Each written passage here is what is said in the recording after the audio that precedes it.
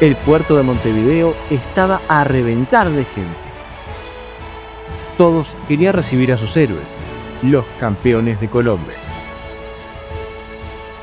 Aquel 31 de julio llegaron miles desde todas partes del país para recibir a los futbolistas que habían puesto al pequeño país de 2,5 millones de habitantes en el mapa del mundo y que habían logrado un triunfo deportivo sin precedentes. Cuando el Valdivia, el barco que llevaba a la selección de fútbol, se acercó a la capital uruguaya, los jugadores no podían creer el recibimiento que estaban viendo. 3 meses antes, solo 100 personas, entre amigos y familiares, los habían despedido rumbo a Europa. Ahora, había tanta gente en el puerto y los barcos que más de uno terminó en el agua. Los festejos parecían no querer terminar jamás. Homenajes, celebraciones, eventos, de todo para honrar a los nuevos héroes. El grito de "Fusión, fusión", para acabar con el cisma que tenía dividido el fútbol uruguayo, era ensordecedor.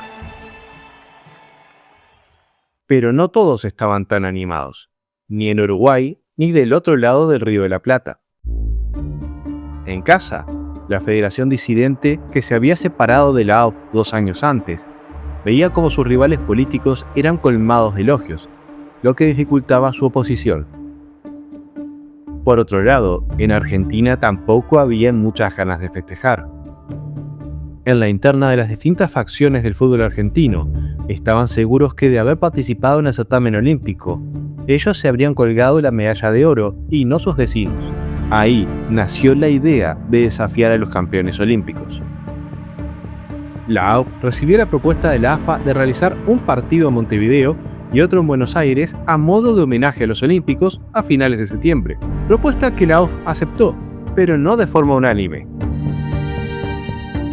Hubo dirigentes que se opusieron por el poco entrenamiento de la selección después del oro olímpico y del riesgo que significaba un rival de esa magnitud, pero la suma de dinero ofrecida y la recaudación esperada fueron determinantes. Los campeones habían disfrutado su recién adquirido estatus de héroes nacionales, yendo de un evento a otro, donde eran los invitados de honor por su gesta deportiva.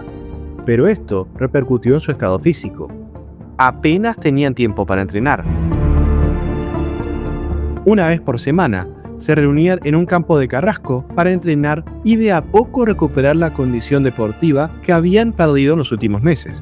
Su objetivo era el Campeonato Sudamericano que se disputaría en Uruguay en octubre. Los 2 partidos contra Argentina se vieron como una buena preparación. El primer amistoso se jugó el 24 de septiembre a las 4 de la tarde en el Parque Central, que se vio totalmente colmado para la ocasión. Hinchas de ambos lados del cisma estuvieron presentes en el Estadio Nacional. Sin embargo, lo raro empezó poco antes del partido. Parte del público local se mostró particularmente fría con los jugadores uruguayos y cálida con los argentinos. Los olímpicos se presentaron fuera de forma. Sea se veía gordo y pesado, Petrone no tenía la velocidad de siempre y Andrade se llevó muchas críticas con su falta de ritmo. El partido terminó empatado 1-1, cosa que aprovechó la prensa fina de la federación como una demostración de que el equipo de la AUF no era nada excepcional desde lo futbolístico, al mismo tiempo que alababan el juego argentino. Por su parte, el periódico argentino El Telégrafo señaló que el empate era una derrota moral para los uruguayos, ya que el prestigio del que gozaban hasta aquel partido parecía presagiar que el único resultado sería una victoria contundente, pero lo visto en la cancha estuvo lejos de serlo.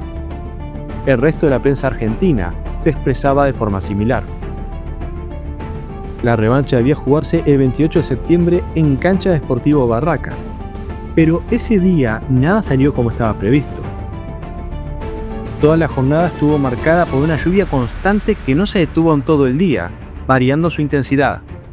El público concurrió de manera masiva, superando por lejos los 40.000 espectadores del estadio. Fue tal la cantidad de gente que no cabía más nadie en las gradas. así que varios se instalaron dentro de la cancha. Algunos medios incluso mencionaron que en un momento llegó a haber gente en el círculo central. Los más aventurados hablaron de 70.000 personas en el lugar. La policía intentó alejar a la gente de la cancha para que el partido se jugara, pero simplemente no había manera. Apenas se pudieron jugar unos pocos minutos antes de que se tomara la decisión de suspender el partido. Esa misma tarde, los dirigentes uruguayos se reunieron en un hotel para decidir qué hacer. Resolvieron que el partido se jugara, pero con condiciones para que no se repitiera el desastre del primer intento. La primera de estas condiciones fue rodear el campo con un alambrado lo suficientemente alto para evitar que el público entrara a la cancha. Por otra parte, se limitó el acceso a 5.000 entradas para palcos y 15.000 en las populares. Por último, se aseguró la presencia policial necesaria en las puertas del estadio. Finalmente, el partido se disputó el 2 de octubre. La acción policial evitó otro desborde, dejando a 15.000 personas afuera del estadio. Pero el clima volvió a ser protagonista. Esta vez, por un calor sofocante que subió el mal humor general. El amistoso finalmente comenzó. A los 12 minutos se dio la incidencia más famosa del partido. En un tiro de esquina a favor de Argentina, el centro de Cesáreo Onsari terminó entrando en el arco sin que nadie tocara la pelota, marcando el 1-0 para los argentinos. Con los años, eso se pasaría a denominar gol olímpico, por ser convertido a los campeones olímpicos. Los uruguayos protestaron por el gol, ya que entendían que había habido falta sobre el portero Masali, pero el árbitro no dio lugar a sus protestas y validó el gol. A los 30 minutos, Pedro Sea empató para Uruguay, pero a esa altura la tensión en el estadio estaba llegando a niveles muy altos. Según la versión uruguaya, los aficionados argentinos comenzaron tirando piedras y botellas a Masali desde atrás del arco. La versión argentina admitiría esto, pero diría que fue porque Andrade estaba golpeando muy fuerte al argentino Onsari, que lo estaba superando ampliamente. Lo que sí es consenso de ambas partes es que a partir del empate, la violencia fue escalando, tanto dentro como fuera del terreno de juego. El calor no ayudó en nada, ya que durante el primer tiempo, varios espectadores se desmayaron por las altas temperaturas. Poco antes del final de la primera mitad, los dos punteros argentinos también cayeron desmayados por el calor. Nasazzi recordaría años más tarde que en el entretiempo consideró retirar al equipo, ya que la cantidad de objetos peligrosos arrojados por el público era un riesgo para los uruguayos. Pero los dirigentes no estuvieron de acuerdo y el partido continuó. Ya en el segundo tiempo, Tarasconi logró vencer a Masali luego de un rebote y marcó el 2-1 que puso en ventaja a los argentinos. El encuentro era muy parejo, pero la tensión fuera de la cancha terminó afectando a los futbolistas. Algunos jugadores uruguayos tomaron piedras arrojadas por el público y reaccionaron de la misma manera.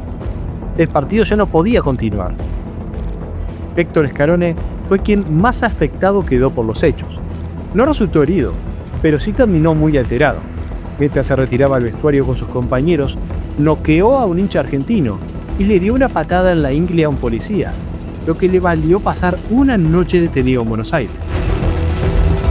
La prensa afín a la federación aprovechó la caída de la selección de la AU para restar méritos a los campeones olímpicos, dejando en evidencia que la gloria conseguida en Francia no había cerrado las heridas del cisma y que aún faltaba mucho para que el fútbol uruguayo volviera a unirse.